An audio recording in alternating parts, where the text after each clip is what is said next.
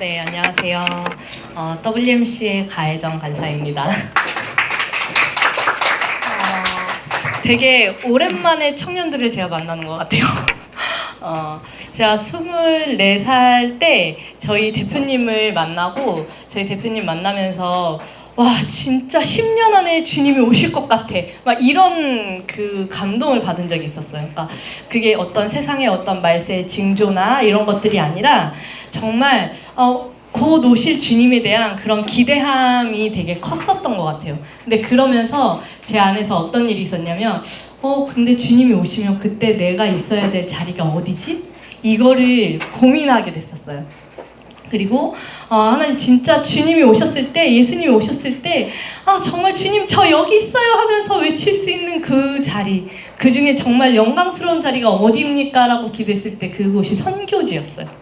그래서 네, 저희 청년부 이제 목사님과 이야기를 하면서 아니다, 10년 안에 주님 절대 오시지 않는다 막 이러면서 막 그러는 중에 그래도 제가 선교지에 가야겠습니다라는 그런 마음을 가지고 그렇게 처음 떠났던 곳이 필리핀이었습니다. 그래서 필리핀에서 계속해서 이제 이 WMC라는 단체에서 함께 사역을 해왔고요.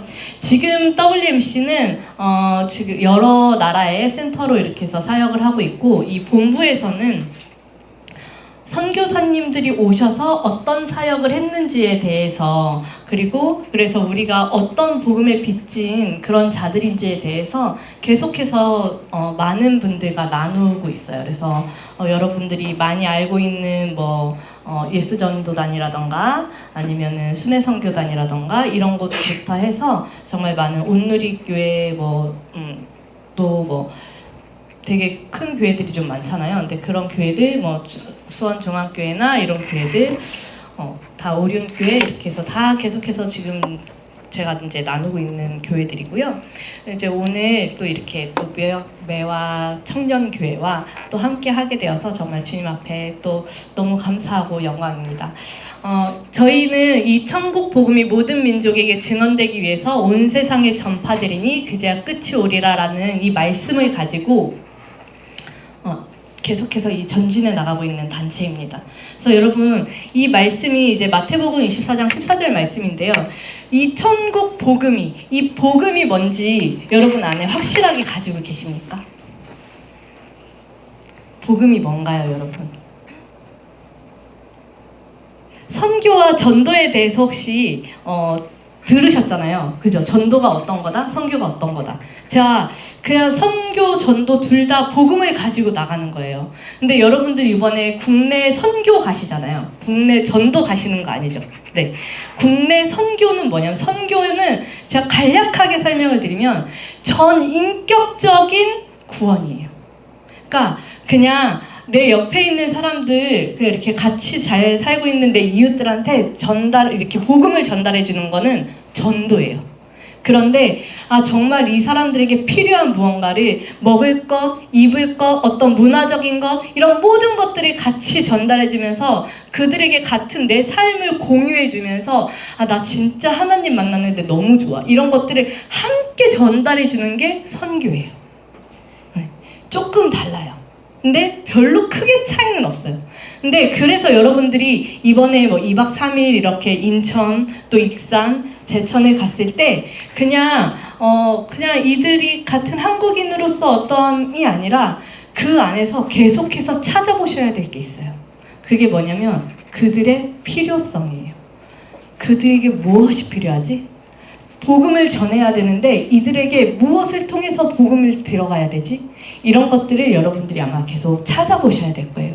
그래서 준비하는 기간 동안에 그런 것들이 계속해서 같이 기도하시면서 준비를 하시면 참 좋을 것 같아요. 그럼 그 복음은 무엇이냐면, 그는 허물과 죄로 죽었던 너희를 살리셨도다. 네, 아담이랑 하와가 선악과를 먹었잖아요. 근데 창세기 3장 5절에 보면은요, 너 이거 먹으면 하나님처럼 될 수 있어 라는 그 말을 들은 하와가 그 말을 듣고 나서 선악과를 보니까 진짜 너무 먹음직스러워 보였어요. 그러면서 먹어요. 그게 어떤 마음이에요? 하나님 거절하는 마음이에요. 우리가 그냥 하나님한테 어떤 사람들한테 죄를 짓고 누구를 때리고 미워하고 이런 죄가 아니고요. 하나님을 거절하는 그 죄. 그거를 하나님은 교만이라고 말씀하시거든요. 세상에서 말하는 교만이랑 달라요. 근데 그 교만 가운데 있는 그들을 예수님이 살리시기 위해서 이 땅에 오시는 거예요. 그래서 저와 여러분들이 구원을 받은 거예요. 이게 복음이죠.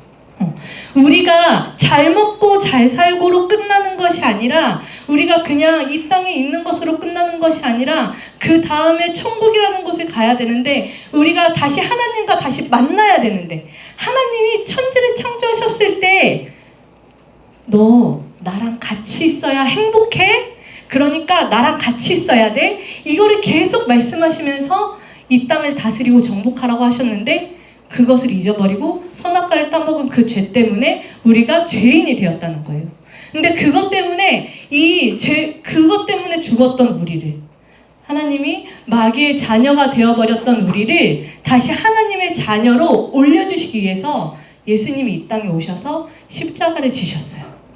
그래서 우리는 잘 먹든지 잘 살든지 돈이 많든지 그런 것과 상관없이, 건강하든지 그런 것과 상관없이 모두가 죄인이에요. 그런데 그 모두가 죄인인데 그 죄인인 것을 예수님이 살려주셨어. 이걸 여러분들이 가서 전하셔야 되는 거예요. 그래서 예수님이 이 땅에 오셔가지고 계속해서 그 제자들에게 알려주시고 이러면서 마지막에 끝끝내 십자가에서 모든 것들을, 우리의 모든 죄를 다 사하셨죠. 그래서 정말 우리가 앞으로 지을 모든 죄까지도 다 사하신 게 예수 그리스도의 그 십자가의 보혈인데, 그러면서 예수님이 뭐라고 말씀하셨어요? 다 이루었어. 다 이루었다. 여러분, 다 이루어지셨습니까? 여러분의 삶 속에서 이게 다 이루어지면은요, 여러분이 다 이루어졌기 때문에 행복해야 돼요. 행복하세요, 여러분? 정말 너무 행복해서 예수님 때문에 너무 좋아서 막 이렇게 살고 있습니까? 그렇지만은 않은 것 같아요. 그죠? 왜냐하면 우리가 계속해서 예수님 말씀하시거든요. 영적 싸움을 해라. 이 영적 싸움에 대해서 제가 사실 잘 말하지 않는데 오늘은 조금 짚고 넘어가야 될 것 같아요. 왜 조금 짚고 넘어가야 되냐?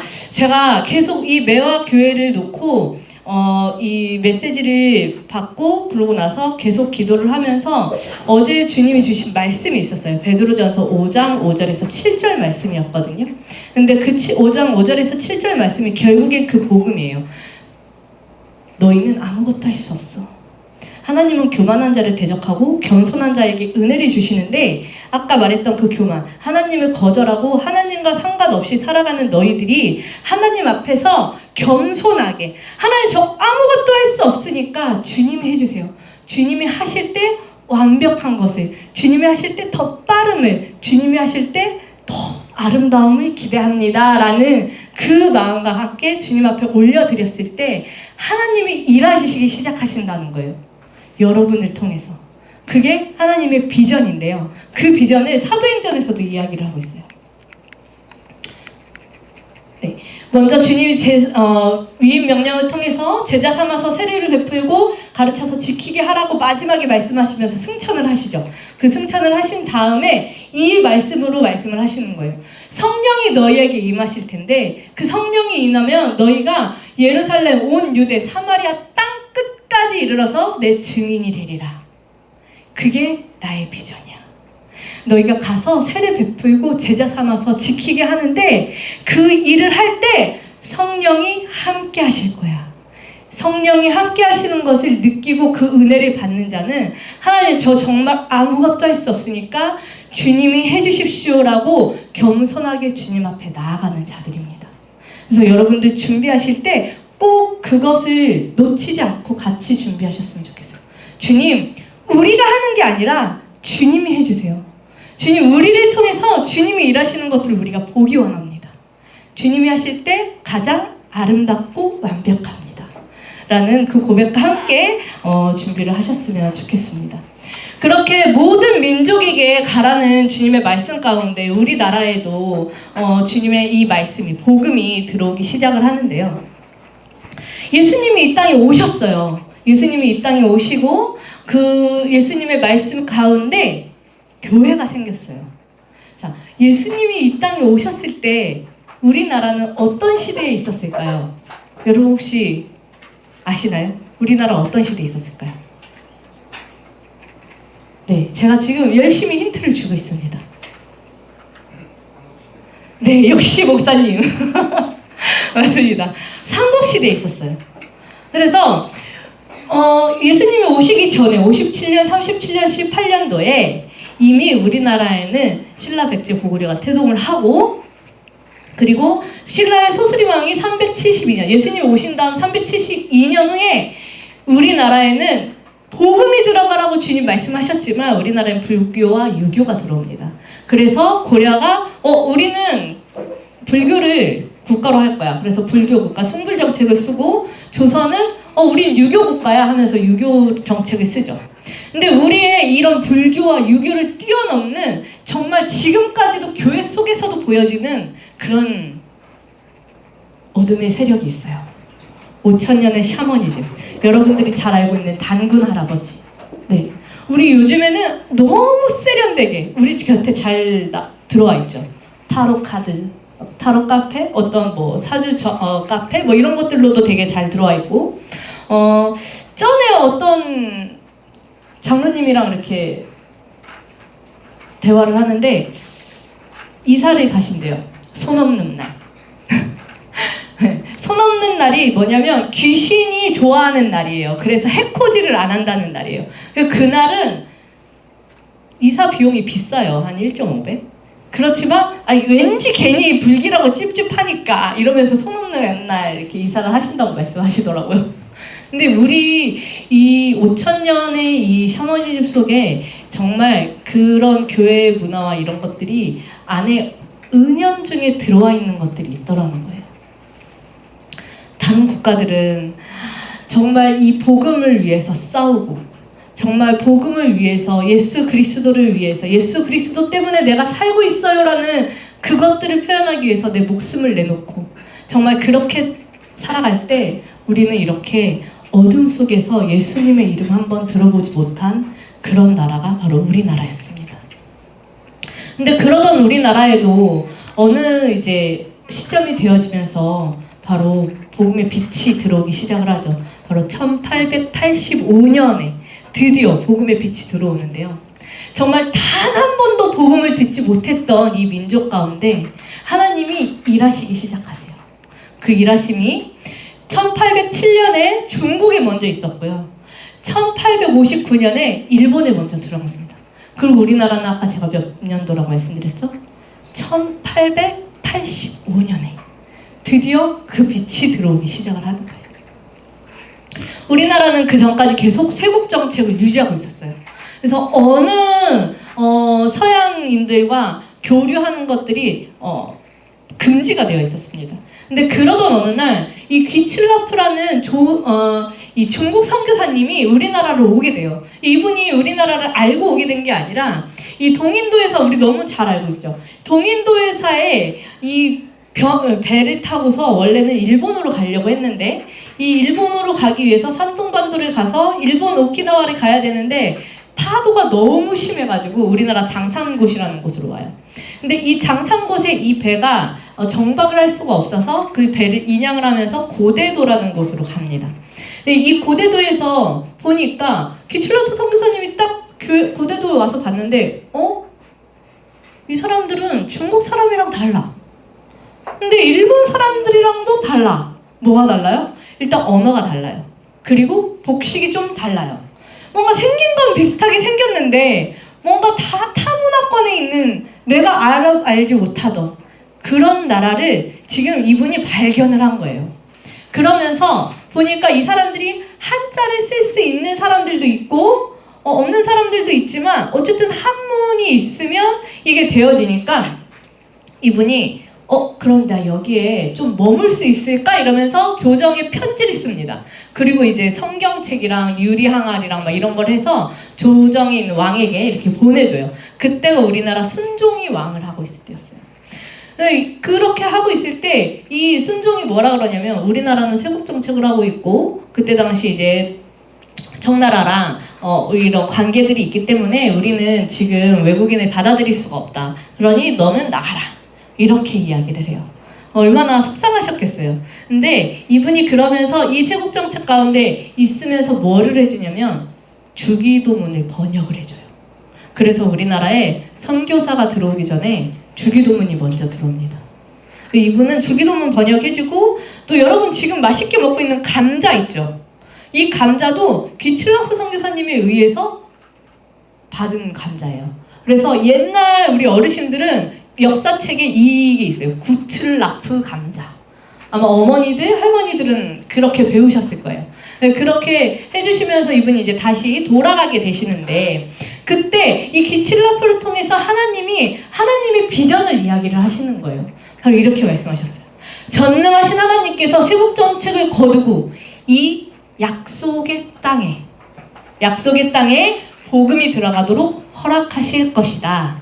그래서 이분의 일기 속에 하나님의 위대한 계획 안에서 그들에게 은혜가 임할 날이 올 것이다. 나는 이것들을 고대하기 때문에 모든 방법을 동원해서 십자가의 교리를 전파하기를 원한다. 라고 이야기를 하죠. 이분이 이거 일기에만 썼을까요? 성경 보고도 하셨겠죠? 그러면 어떻게 돼요?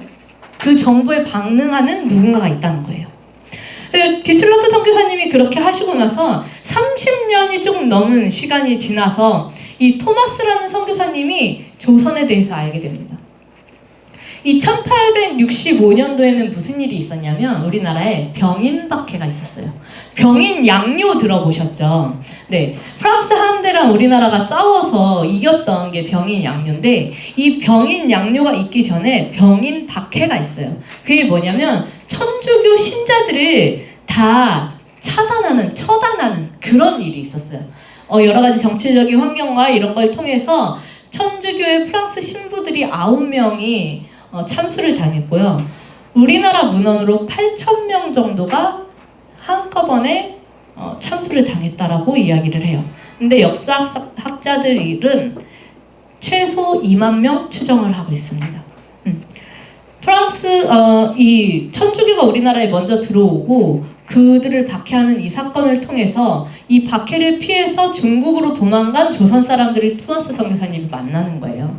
근데 그러면서 이분이 조선에 정탐을 들어와요. 근데 이때도 아직 우리나라는 쇄국 정책. 그래서 아직 문이 열려지지 않으니까 정탐 들어왔다가 다시 나가시고 다시 1년 후에 1866년도에 들어오시는데, 이때 뭐를 타고 들어오시냐면은 제너럴 셔머너를 타고 들어오십니다. 근데 그때 이분이 이렇게 런던 선교회에다가 편지를 보내고 들어오셔요. 아주 잔인하고 사악한 대학살이 최근 조선에서 일어났습니다. 그럼에도 누군가 조선에 들어가 선교의 문을 여는 것이 중요함을 깨달아서 제가 조선에 들어가기로 결정하였습니다. 누군가는 복음을 전해야 되지 않겠습니까? 그렇기 때문에 제가 그 위험한 곳에 제 목숨을 걸고라도 들어가서 그 문을 열겠습니다. 라고 고백을 하시는 거예요. 그래서 제너럴 셔머너를 타고 평양 대동강으로 오시는데, 이건 그 토마스 선교사님의 순교 장면을 그림으로 그려놓은 거예요. 제너럴 셔머너가 이 톱밭에 걸리거든요. 걸리면서 불을 지릅니다. 자, 저 불을 지르니까는 저기에서 살아남으려면 어떻게 해야 되겠어요? 일단 물로 뛰어내려서 사람들이 나와야 되겠죠. 그럼 나오면은 이렇게 군인들이 기다리고 있는 거예요. 못해서 기다리고 있다가 나오는 사람들이 다 처형을 합니다. 토마스 선교사님도 마찬가지로 오시자마자 그렇게 처형당하셨어요. 우리나라의 첫 번째 순교자이십니다.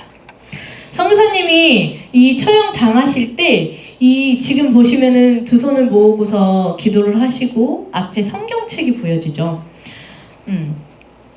선교사님이 1년 동안 조선어 공부를 하셨어요. 제너럴 셔머너의 통역관으로 탑승을 하시는 거예요.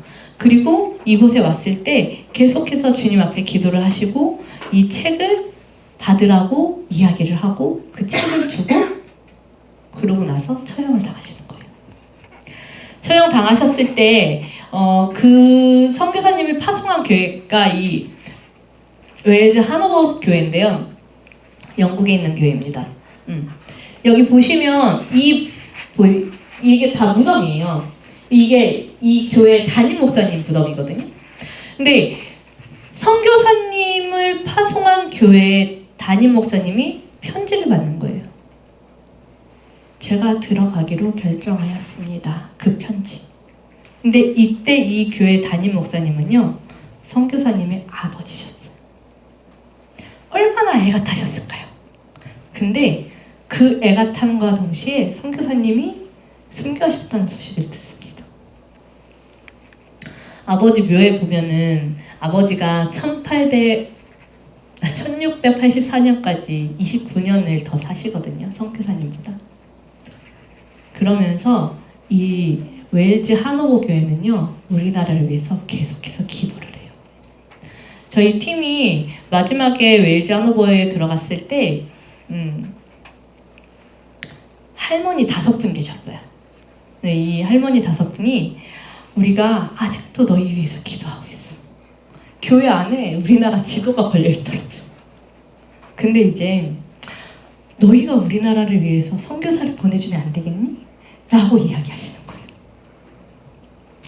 지금 이 교회는요, 담임 목사님이 한국인이세요. 교회가 넘어갈 뻔한 거를 교회에서 이제 한국 교회가 이렇게 잘 처리해서 담임 목사도 파송을 하고, 그래서 지금은 담임 목사님 한국인으로 이렇게 교회가 유지되어지고 있습니다. 근데 그렇게 하셨던 그 한국인들이 찾지 않음에도 불구하고 꾸준히 그 시골 교회가 한국을 위해서 계속해서 기도를 하고 있었던 거예요. 조선을 위해서 계속해서 기도를 하고 있는 중에 이 존 로스라는 선교사님이 또 중국으로 들어갑니다.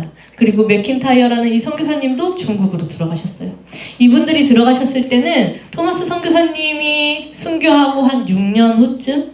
근데 들어가셨을 때 들어가서 이 이야기를 듣는 거예요. 조선에 토마스 선교사가 순교를 한 곳이 있다.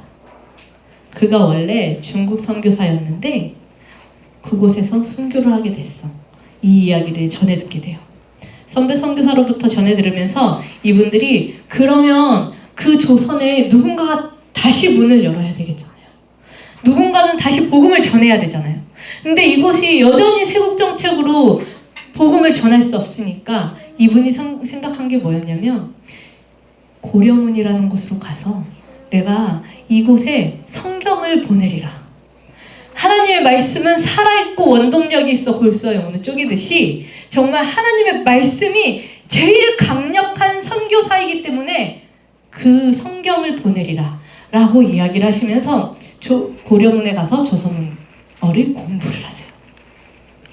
원래 계시는 곳은 심양이었어요. 심양에서 고려문으로 1차 여행을 가시는데 1차 여행을 갔을 때 이 백홍준이라는 우리나라 최초 개신교 개신교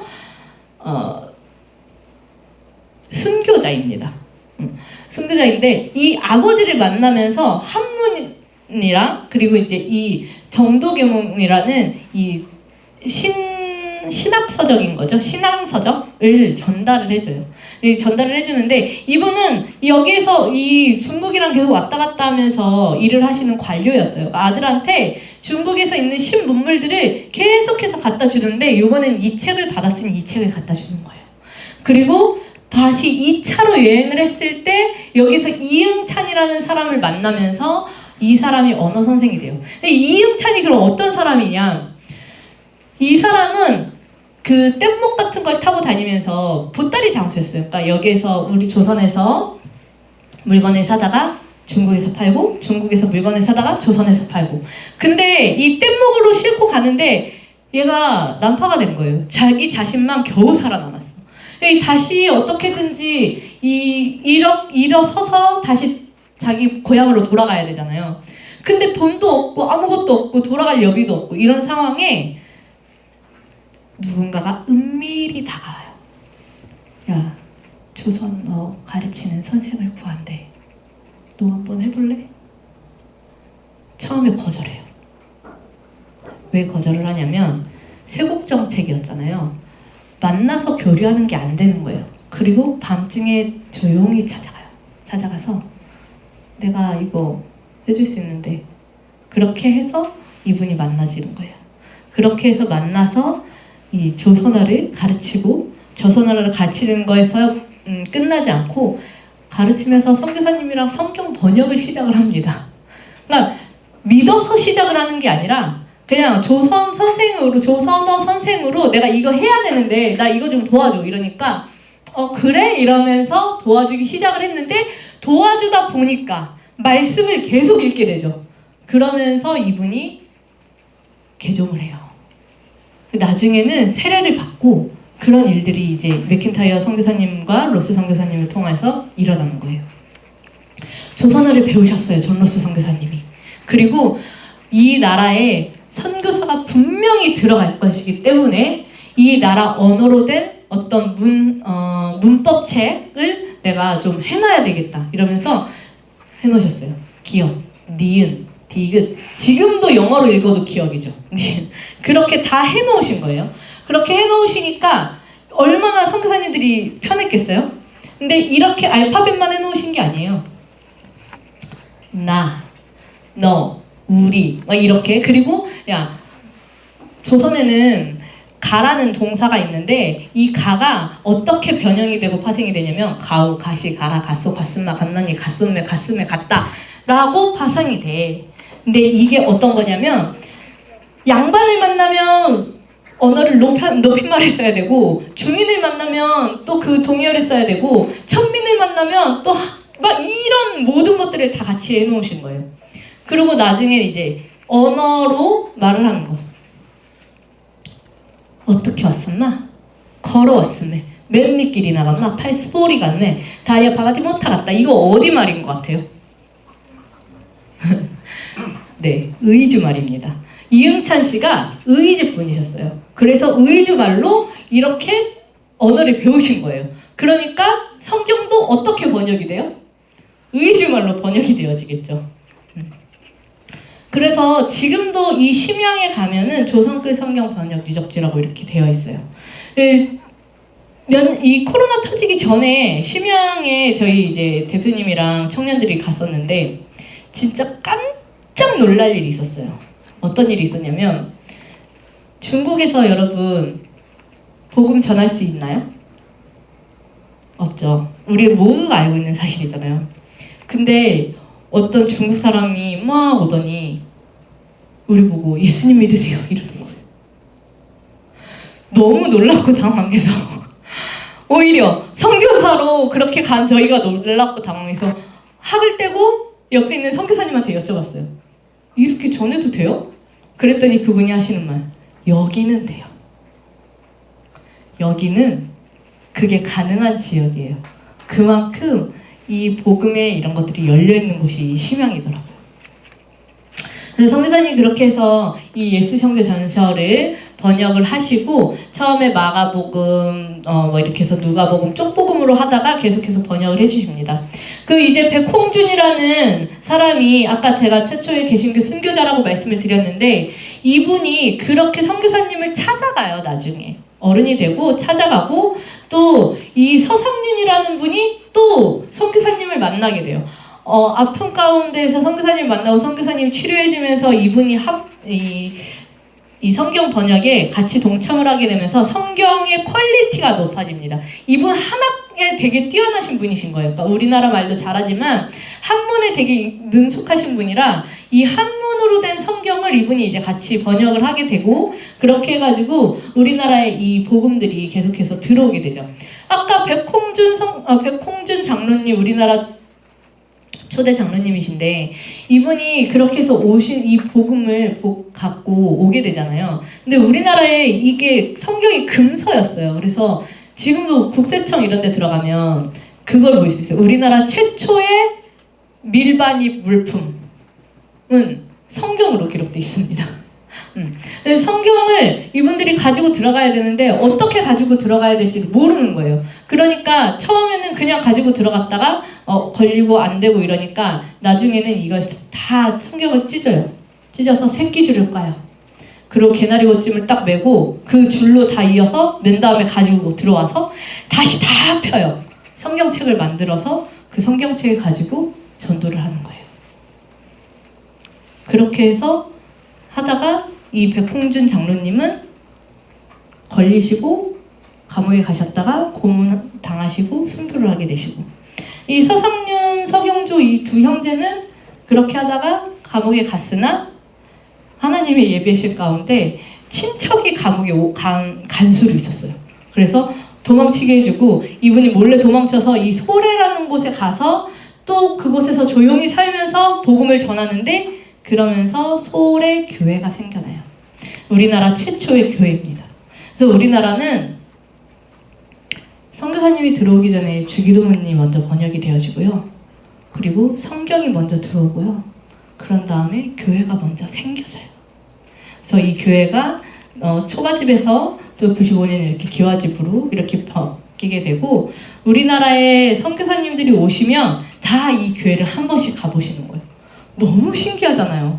어떻게 복음이 들어가지도 않았는데, 선교사가 들어가지도 않았는데 어떻게 그럴 수 있지? 그러면서 이 교회들이 생겨지는 거예요. 근데 하나님이 진짜 우리나라를 너무 사랑하셨어요. 여러분, 대부분의 나라들이 선교사가 들어가고 그 다음에 그 나라 언어로 성경이 번역이 되어져요. 그 중간에 교회가 생겨지고 이런 일들이 생기지, 이렇게 거꾸로 오는 나라는 없는 거예요. 근데 하나님이 진짜 이 대한민국을, 조선을 사랑하시는 마음에, 또 이들을 쓰고자 하는 그 마음에 계속해서 일하심을 우리 역사를 통해서 볼 수 있습니다. 중국에서만 일이 일어난 게 아니에요. 일본에서도 이수정이라는 사람이 자기 친구가 신사유람단으로 안종수가 신사유람단으로 가면서 일본에 대해서 막 이야기를 하니까 자기도 너무 가보고 싶은 거예요. 근데 이 이수정이 어떤 사람이냐면 이모군란 때 명성황후를 죽이려고 하거든요. 민비를 죽이려고 하는데 그때 민비를 빼돌려서 살려준 사람이 바로 이수정이라는 사람이에요. 그러니까 명성황후나 고종황제 입장에서 너무 고맙겠죠. 야, 너 소원이 뭐야? 그러니까 나 일본 가서 유학하고 싶어. 그래? 그럼 가. 그러면서 수신사로 이 수행원으로 보내주는 거예요. 그렇게 보내줬을 때 이분이 이 쯔다센이라는 농학학자를 만납니다. 근데 이수정이 사실 이곳에 가고 싶었던 건 철도, 전기, 농업 이런 것들을 배우고 싶어서였어요. 근데 이분을 만나면서, 이 농학학자를 만나면서 이분이 한문 성경을 전해주면서 이런 이야기를 하는 거예요. 지금 이 유교가 공자의 불빛이라고 하면, 우리 이렇게 형광등이 공자의 불빛이라고 하면은 내가 지금 전해주는 이 성경은 태양이야. 정말 강렬한. 그렇기 때문에 네가 이걸 꼭 읽어봤으면 좋겠어. 근데 이때 당시만 해도 이분들이 이렇게 약간 서약을 하고 나가요. 뭐를 서약을 하냐면 기독교 접하지 않겠다. 왜냐면 아직 그 아픔이 있기 때문에 그런 것들을 다 서약을 하고 나가거든요. 근데 이분이 그러니까 나는 조금, 그런데 이 쯔다센 집에 보니까 큰 액자에 팔복에 대해서 걸려있는 거예요. 산상수. 심령이 가난한 자들. 어떻게 가난한데 저들이 어떻게 천국이 돼. 막 이런 말도 안 돼. 계속 엇나가 있는, 저 조금 이상한데? 저건 뭐지? 이런 걸 계속 생각하게 되는 거예요. 그러고 있다가 이수정 씨한테 뭐가 들어가냐면 꿈을 하나님이 꾸게 하십니다. 그래서 이 헨리 루미스라는 선교사님이 이렇게 얘기해요. 키가 큰 사람이랑 작은 사람이 책 가득한 보따리를 가지고 있는 걸 보고 이수정이 그들에게 무엇이냐고 물었습니다. 키가 큰 사람은 아펜젤로 선교사님이었고요. 키가 작은 사람은 언더우드 선교사님이었어요. 이보시오, 당신들 거기 들고 있는 게 뭐예요? 그러니까 이제 책보다 더 귀하고 귀한 소중한 책이랍니다. 그러니까 아니, 그게 어떤 책이기에 조선의 모든 책을 더한 것보다 귀하단 말이오.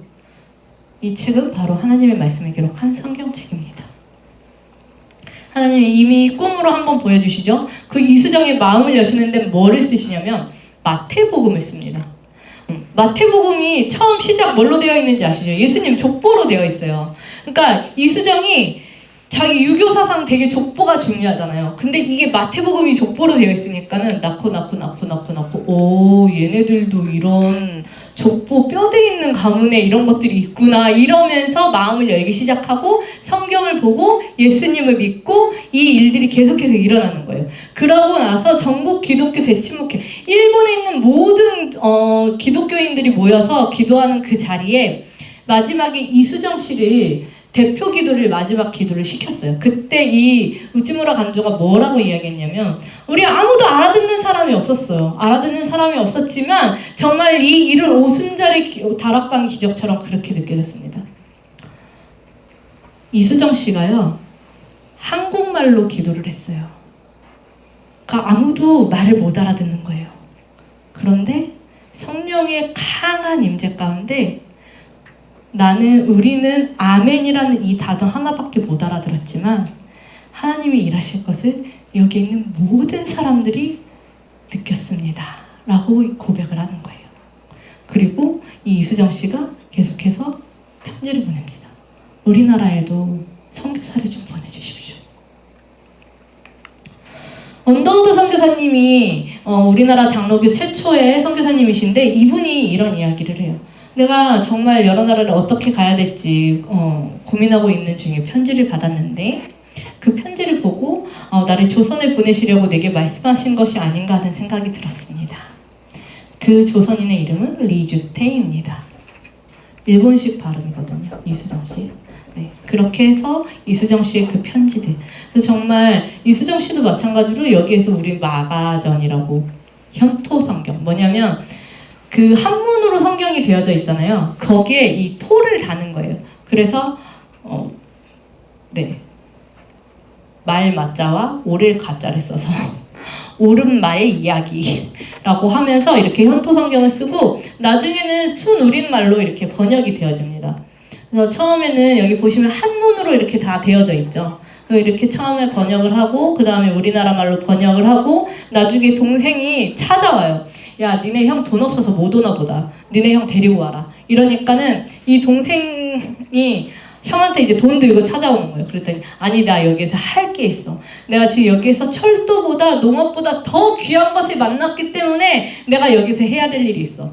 그러니까 이 동생이 뭐라 그러면 당신 미쳤어. 너 우리 형 아닌 것 같아. 그냥 들어오지 마. 약간 이런 식으로 이렇게 거의 팽 하듯이 하고 들어갑니다. 이수정 씨가 마찬가지로 여기에서 계속해서 성경 번역을 하고 또 선교사님들을 통해서 계속 우리나라에 이 복음을 전하기 위해서 계속 앞장서는 일들을 하세요. 조진학스 선교사님 일본에서 이 선교사님들이 편지를 쓰는 거예요. 우리 교회가 세 사람만 택해서 보낼 뜻은 없습니까? 없으면 옆에 교회라도 꼭 지금 조선에 이 선교사들이 들어가야 됩니다. 라고 이야기를 하시는 거예요.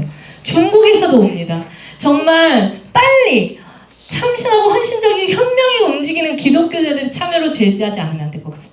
뭐냐면 서양 사람들이 동인도에서 이런 데에서 계속해서 조금 안 좋은 질의 그런 사람들이 들어가서 좀 횡패를 부리고 이러는 것들이 중국에서 일본에서 있었어요. 인도에서도 있었어요. 근데 그들이 그렇게 하는 것보다 선교사가 먼저 들어가서 조선에서만큼은 복음이 먼저 들어갔으면 좋겠어.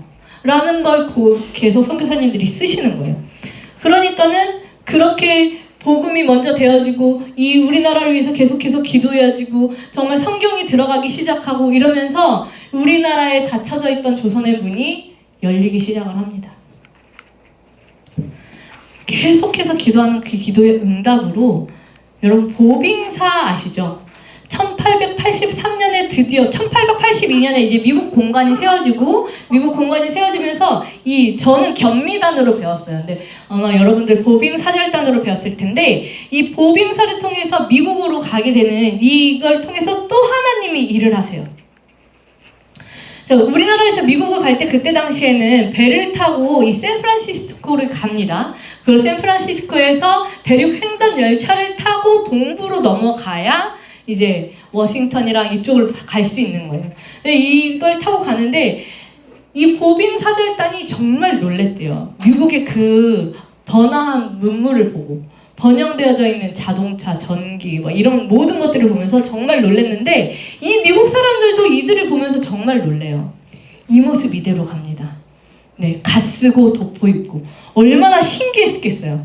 이 문화가 정말 다른 거 아시죠? 우리나라는 문화가 의관을 정제를 해서 갓을 쓰고 도포를 입고 그렇게 실내를 들어가요. 근데 미국, 영국은 문화가 뭐예요? 모자를 벗고 옷을 벗고 실내를 들어가요. 완전히 다르잖아요. 그러니까는 이 사람들이 보기에 너무 신기한 거예요. 이들이 들어갈 때 어떻게 들어가냐면 여기 있는 분은 일본 분이에요. 그 옆에 중국 분이에요. 저 끝에도 중국 분이에요. 조선어로 중국에 얘기하면 중국인이 일본인한테 얘기를 해서 일본인이 영어로 통역을 해줘요. 근데 그런 중에 사람들이 너무 신기한 게 뭐예요? 갓이 너무 신기하잖아요. 근데 너네 머리 쓴 게 뭐예요? 그랬더니 이건 통역이 필요가 없었던 가시오. 이러니까 이 사람들이 너무 신기해. 얘네들은 머리에 하나님을 하나씩 얹고 있어. 너무 신기한 민족. 막 이렇게 들어가면서 사람들이 만나고 대화를 하는데 이 횡단 열차에서 만나는 분 중에 한 분이 가우처라는 목사님이셨어요. 이 가우처 목사님은요, 러블리 레인 교회 담임 목사님이셨고 감리교 목사님이세요. 근데 이분이 이 조선에 대한 이야기를 듣고 조선에 지금 선교사가 없어? 거기 아직 복음이 안 들어갔어? 와, 그래? 그러면 우리가 기도해야지. 우리가 반응해야지. 우리가 정말 그들을 위해서 계속해서 기도하고 반응으로 선교헌금을 해야지 이러면서 선교헌금을 모아요. 그리고 선교부에 갖다 줘요. 야, 조선이라는 나라가 있다며. 근데 거기에 지금 선교사가 안 들어갔다며. 그러니까는 이 조선 사람들이 이 선교부에서 조선? 그게 어디야? 이렇게 이야기하는 거예요. 조선이 어디 있어? 선교부가 모르는 나라인 거예요. 아직 알려지지 않은 나라. 그게 조선이었어요. 그러니까 이 정말 선교적인 교회에서 이 선교사님이, 이 목사님이 얼마나 애가 탔겠어요. 바로 여러분 진짜 매화 청년교회 같은 그런 교회인 거죠. 그죠? 그래서 이 목사님이 일본에 있는 맥클레이 선교사님한테 조선에 가봐. 조선에 가서 뭐가 필요한지 우리한테 알려줘. 그리고 우리한테 그것들을 전달해줘. 라고 이야기를 하세요. 그러니까 이 맥클레이 선교사님 아까 이수정 씨에 의해서 편지를 하나 가져와서 갑니다. 그리고 김옥균 씨를 만나면서 고종황제를 아련을 하게 돼요. 고종황제가 의사를 보내달라 그러고 언어선생 3사람을 보내주십시오라고 이야기를 하는데 선교사는 안 됩니다 라고 이야기를 합니다. 우리나라에서는 포교활동을 할 수 없어요. 선교사는 안 됩니다. 여러분, 부르키나파소라는 나라 혹시 들어보셨나요? 들어보셨어요. 기니비사우라고 나라 들어보셨습니까? 네, 거기까지는 아직 안 들어보셨죠. 거기에 한글 학교를 하려고 하는데 한글 가르치러 가실 생각 있으세요? 거기가 어디야? 혹시 여러분 중에 의대를 다니고 계시는 분이 계시다면 거기 가서 병원을 개원해 보실 생각은 있으신가요? 없죠. 조선이 그랬어요. 거기서 병원을 개원하면 무슨 부와 명예가 있어요? 거기서 영어 학원을 개원을 하면 무슨 이득이 있겠어요? 그죠? 그런데 그런 자들이 필요하다고 이야기를 하니까 선교사님들이 들어오시는 거예요. 그렇게 선교사님들이 이 조선에 대해서 정부에 대해서 반응을 하시면서 가장 먼저 반응을 하시는 선교사님이 있습니다. 우리는 이렇게 정부에 대해서 반응해서 선교로 나가는 사람들, 그런 사람들을 마음을 품는 사람들을 바로 세계를 품은 그리스도인이라고 이야기를 하고요. 조선처럼 정말 복음에 아직 들어가지 않은, 복음의 빛이 들어가지 않은 예수님을 모르는 자들을 미전도 종족이라고 이야기를 합니다. 그리고 저희 단체에서는 중2병 걸린 아이들을 미전도 종족이라고 이야기를 합니다. 그래서 마찬가지로 이렇게 할 때 바로 반응하신 분이 바로 이 존 헤론이라는 선교사님이셨어요. 이분은 테네시 종합국가대학에 수석으로 입학을 하시고요. 수석으로 졸업을 하세요. 여기 지금 20대 여러분들 많으시죠? 이분이 20대 때 교수 추천을 받으셨어요. 테네시 종합문과대학에서 개교 이래 가장 공부를 잘한 사람이라는 호칭을 받으신 분이 바로 이분이세요. 그런 분이 조선에 대한 반응을 하시는 거예요. 나에게 의약품이랑 의료기기가 좀 준비되어지면은 제가 당장 떠나겠습니다. 저 조선에 가서 제일 먼저 도착하는 선교사가 되고 싶어요. 그래서 이분이 1884년도에 파송을 받아요. 그런데 의사잖아요. 그러니까 임상도 해야 되고 이런저런 것들 때문에 제일 먼저 들어오는 선교사는 못 되셨어요. 이분한테 장벽이 하나 있었어요. 그 장벽이 뭐였냐면 개교일이 가장 공부를 잘하니까 주변에서 사람들이 뭐라고 이야기를 해요? 야, 너는 그냥 포악들을 길러내고 걔네들이 네 제자들이 글로 가면 되잖아. 또 약혼녀 해티라는 약혼녀가 있었어요. 학과장의 딸이었어요. 이미 탄탄대로죠. 학과장의 딸이랑 결혼하고 그러면서 교수하고 나중에 또 내가 학과장 되고 뭐 이런 삶. 그 해티는 그런 삶을 당연히 꿈꾸고 있었겠죠. 그런데 그런 중에 갑자기 내 약혼녀가 조선을 가야 돼. 조선을 가겠어. 조선이 어딘데? 그럼 해티 입장에서 어떻겠어요? 마음이 너무 어렵겠죠. 그런데 그 해티가 같이 따라와줘요. 그러면서 이분이 선교사로 또 오셔서 우리나라에서 또 사역을 하시다가 우리나라에 최초로 양화제를 묻히는 선교사님이 되시기도 하십니다. 정말 세계를 품은 그리스도인들이 이 조선에 대한 정보에 반응을 하기 시작해서 1885년에 드디어 우리나라에 조선 선교사가 이 땅을 밟는 거예요. 그 이전에 계셨던 선교사들은 다 뭐냐? 중국 파송 선교사였죠. 토마스 선교사님도 중국 선교사였죠. 그러니까 그 전에 오셨던 분들은 조선에 대해서 알리고 순교하고 하셨지만 성격적으로는 조선 선교사님들은 아니신 거예요. 1885년에 이분들이 오시는데 이게 인천에 있어요. 1885. 개항한 기념으로 세워진 건데 이때가 바로 선교사님들이 그렇게 들어오시게 될 때입니다.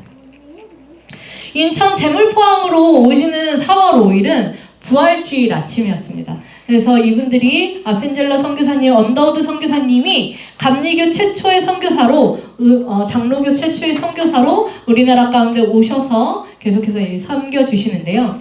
아펜젤러 선교사님은, 그러니까 감리교가, 매학교에도 감리교인 걸로 제가 알고 있는데, 감리교가 진짜 잘하는 게 있어요. 그게 뭐냐면, 역사적인 것들이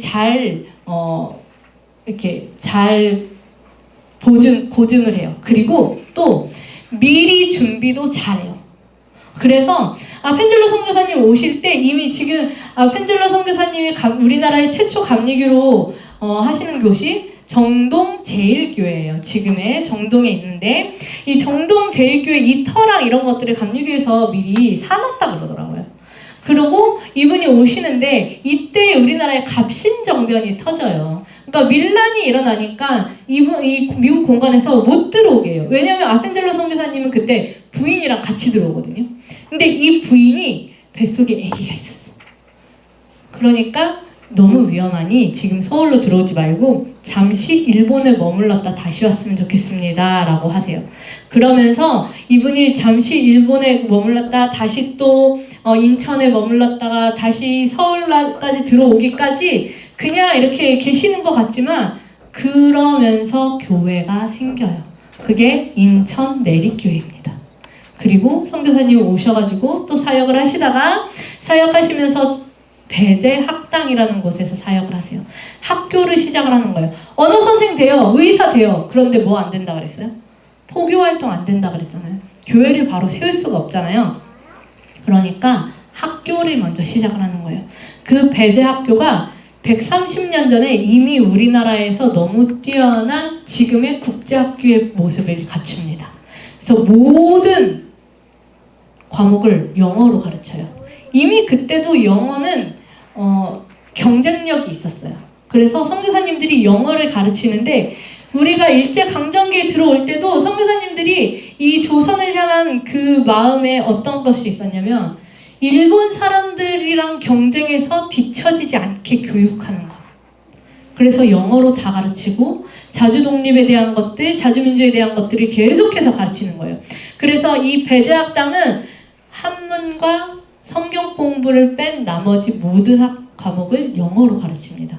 그리고 이 배제학당에서 우리나라의 민족 대표들이 정말 많이 나오게 돼요. 선교사님 마찬가지로 이 성경 번역을 다시 하게 됩니다. 아까 얘기했듯이 의조말로 번역이 되어졌잖아요. 그러니까 이제 다시 표준어로 더 우리 이 문화와 이런 것들에 맞게 번역이 이제 되어져야 되는데 그때 이 번역에 참여를 하게 되세요. 선교사님 번역에 참여를 하시면서 이 우리나라 언어에 진짜 뛰어나신 분이 목포에 계셨어요. 이 번역위원회가 다 목포로 한 번은 이제 넘어가야 되는데 다른 선교사님들은 다 이 육로로 가셨어요. 근데 선교사님이 너무 바쁘시니까 나 이것만 좀 마무리하고 갈게 하니까 좀 출발이 늦어지시면서 배를 타고 가셨는데 이 배가 군산 앞바다에서 파손이 됩니다. 그래서 선교사님이 그곳에서 이제 못 나오게 되세요.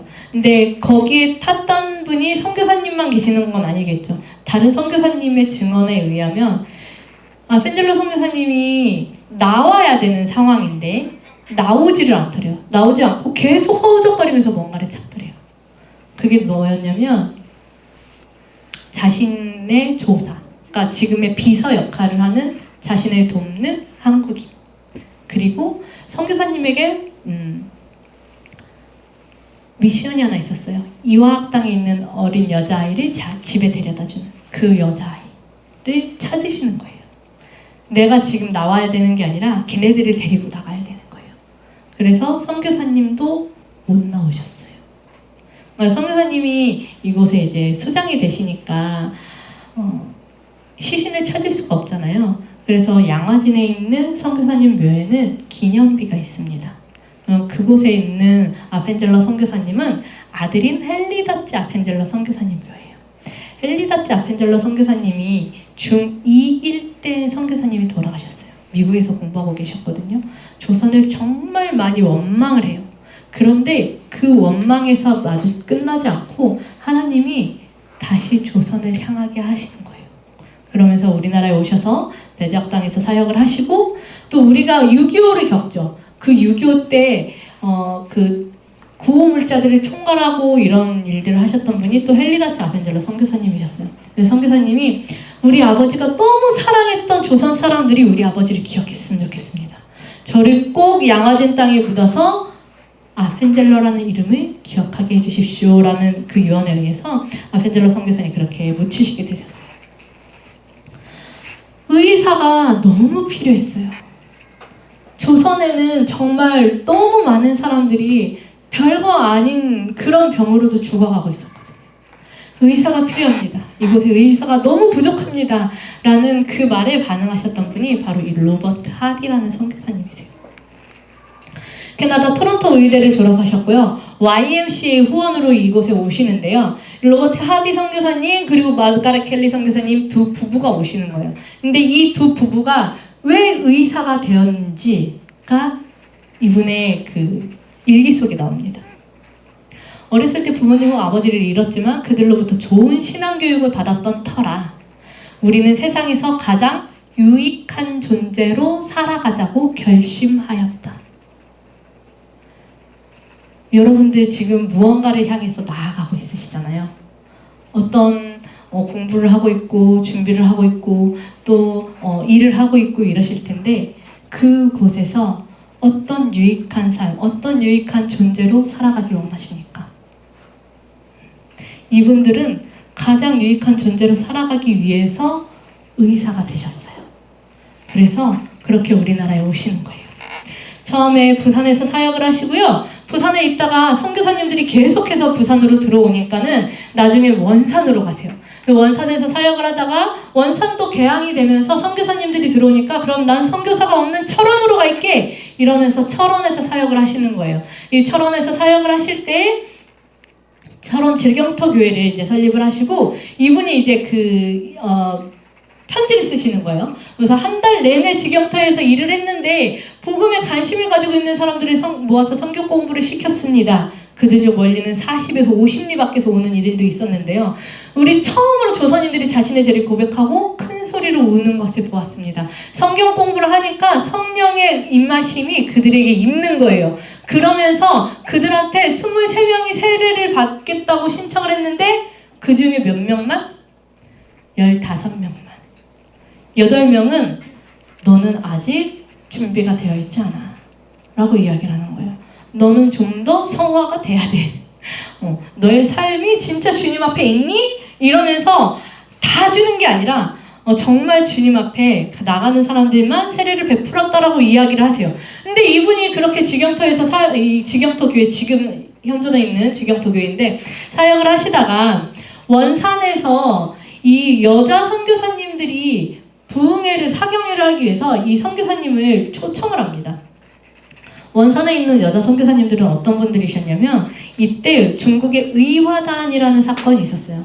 그 의화단 사건으로 서양 사람들을 다 죽이고 참수하고 난리를 치는데 그때 여자들은 정말 입에 담을 수 없는 모든 그런 일들을 통해서 선교사님들이 정말 처참하게 돌아가셨거든요. 그때 사건을 피해서 원산으로 들어오신 분들이셨어요. 그 이분들이 정말 복음으로 다시 한번 힘을 얻고자 사경회를 하는데 그때 하디 선교사님을 초청을 하신 거예요. 하디 선교사님이 자신의 회고록에 뭐라고 하셨냐면 나는 이때가 내 인생에서 가장 수치스러운 시기였다라고 고백을 했어요.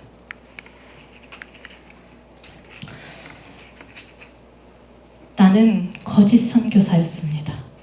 라고 후배들 앞에서 고백을 하는 거예요. 나는 정말 그들에게 인종적인 우월감을 가지고 있었고 신분적인 교만한 의사로서 어떤 그런 교만함과 또 정말 성령의 충만함이 없이 그렇게 그들을 대했습니다. 내가 조선 사람들을 사랑하지 못했습니다. 라는 이 고백을 하는데 그걸 듣는 후배 선교사들이, 여성 선교사들이 그걸 들으면서 본인들도 같이 그걸 공감을 하는 거예요.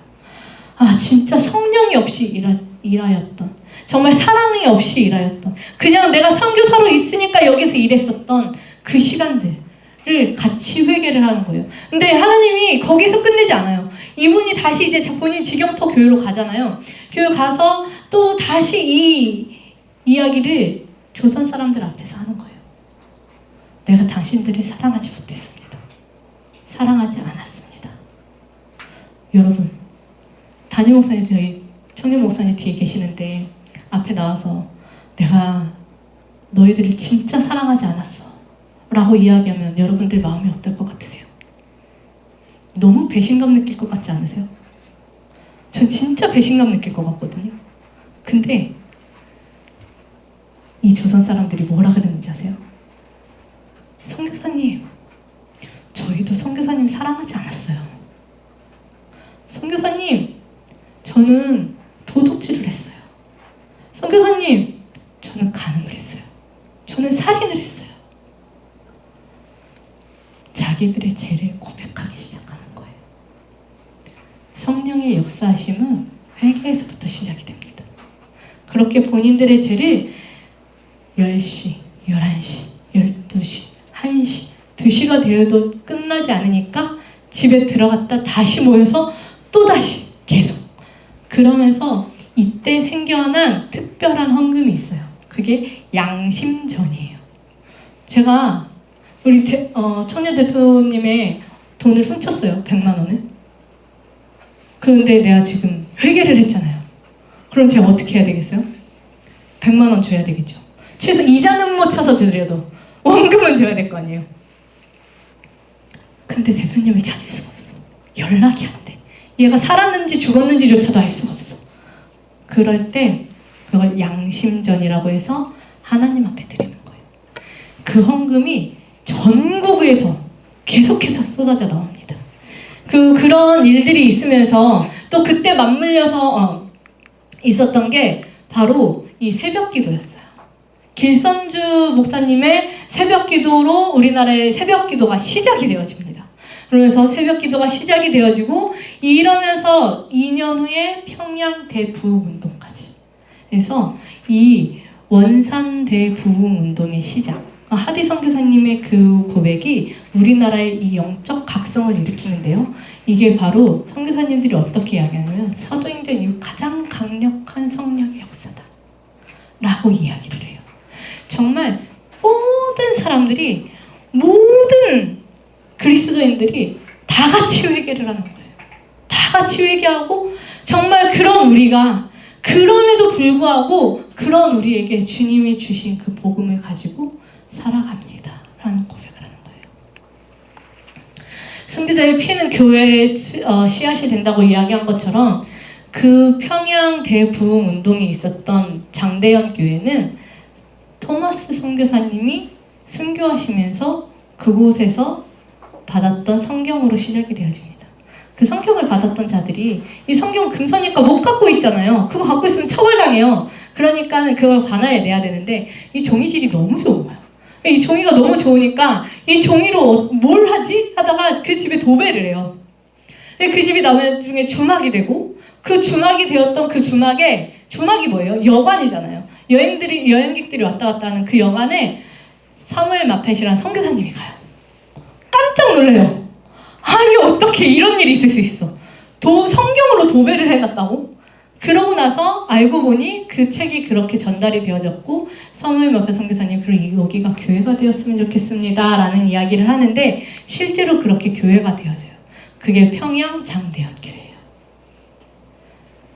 사람들이 보기에는 그 어떤 쓸모없는, 세상에서 보기에는 헛된 죽음이죠. 미쳤다고 거길 들어가서 죽어. 우리나라에 오신 선교사님들이요, 상위 1%인 선교사님들이셨어요.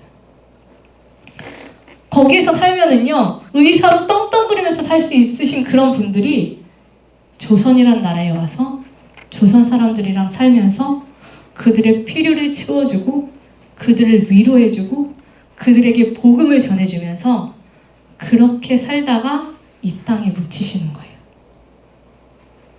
세상에서 보기엔 헛된 죽음이죠. 잘 먹고 잘 살았으면 얼마나 좋아. 셔우드월이라는 선교사님이 계셨어요. 의사였거든요. 그분이 나중에 우리나라에 들어오세요. 일제강점기에 쫓겨나고 6.25 때 또 쫓겨나고, 그러고 나서 정말 조선에 너무 들어오고 싶은데 초대받아서 들어오게 됐을 때 너무 기쁜 거예요. 근데 두 부부가 의사인데 양복 한 벌이 없었어요. 그래서 그걸 모금을 해가지고 그렇게 들어오세요.